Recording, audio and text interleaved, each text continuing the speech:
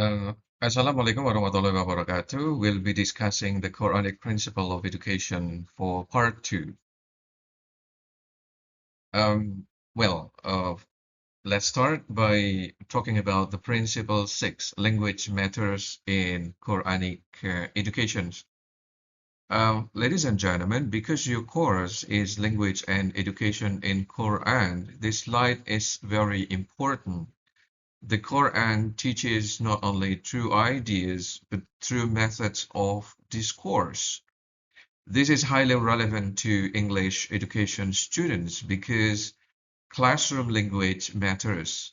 How we explain, how we ask questions, how teachers correct mistakes and persuade students will affect learning. So it is pretty important in the lens of Quranic educations that we are to be familiar with the discourse that we use, like story, dialogue, questioning, repetitions, persuasions, and parables. Language in education should also be wise, clear, respectful, and meaningful. And let's turn to Principle 7, educational methods found in Quran. This is an important pedagogical issue. The Quran does not teach in one rigid method. It uses varied approaches depending on purpose and audience. For example, the Quran teaches through qasas, storytelling. Then you can also use storytelling in the classrooms. Uh, Quran also uses hiwar or dialogue, and it is very interesting also if we can use the dialogue approach in our teaching and learning process. The Quran introduces amsal as the technique to teach our students. Amsal means parables. Okay, also questioning, warning, and encouragement, and gradual teaching, all of which are methods that we can use in the teaching and learning process. Educational methods are varied and audience sensitive. Let's turn to Principle 8. Education must be merciful, just, and humanizing. Well, these principles is especially relevant today. Okay, as you know that we are entering the digital age. Okay, which is very challenging in many classroom.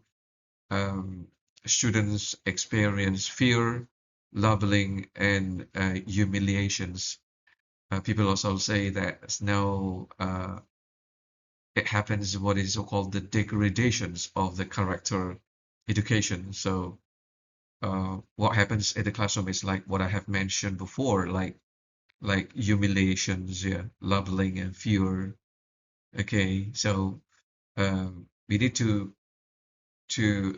take into consideration of the principle of Islamic education. Uh, a Quranic educational framework emphasizes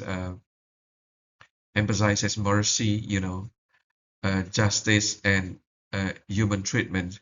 This does not, however, eliminate disciplines. We need also to strengthen disciplines, but it means discipline must be ethical and wise. And let's talk about principle 9, character educations.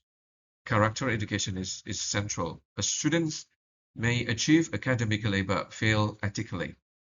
From the Quranic perspective, this is an incomplete education if you just develop the student hard skills but without considering the character, developing the character of the students. This issue is very important for university students, especially in relation to academic dishonesty. We could take a look at what happens in the classrooms. Academic dishonesty spreads, digital behavior, classroom respect, lack of classroom respect. Okay, and it's therefore developing the personal responsibility and self-control. is very important. Okay, it must be noted here, ladies and gentlemen, that the character is in the Islamic perspective is not extra. It is a part of educational success. And let's take a look at the contemporary educational challenges and Quranic responses. Well, this closing issue helps students see that Quranic educational principles are not abstract or outdated. They are highly relevant to current educational crisis. They challenge us to ask not only what students can do, but what kind of people they are becoming.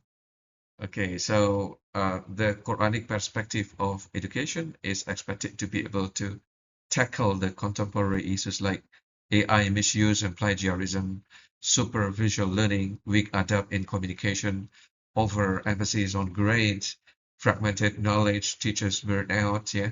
And the Quranic principle provide also responses through sincere attentions, adab, reflection, and moral accountability. And of course, the Islamic education, Quranic perspective, also support human-centered uh, learning. And for discussion, ladies and gentlemen, there are three questions that you need to discuss.